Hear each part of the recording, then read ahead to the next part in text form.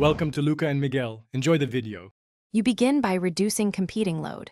Quit Safari, Slack, Dropbox, and any streaming apps so Roblox can use CPU and RAM immediately. Make sure Mac OS and the Roblox client are fully updated. Updates fix drivers and runtime issues. Then, open System Settings and choose the High Performance or Prevent App Nap options. This stops the OS from throttling the game. Once done, restart Roblox so the client launches with the trimmed system. That starts the real fix. Next, dive into the Roblox settings and lower quality to around 7 or below. This reduces shader and texture load while keeping visuals decent. Turn off VSync if it introduces input lag.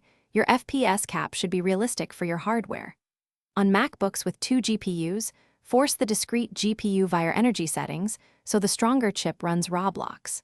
Finally, clear Roblox cache and temporary files to remove corrupted assets. Once finished, relaunch and test a simple, small map.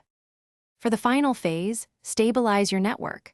Plug into Ethernet or use a 5 GHz Wi-Fi band and verify ping under 80 milliseconds. Then, stop cloud syncs, streaming, and large downloads so bandwidth stays reserved for Roblox. Make one last pass on in-game settings and close non-essential apps.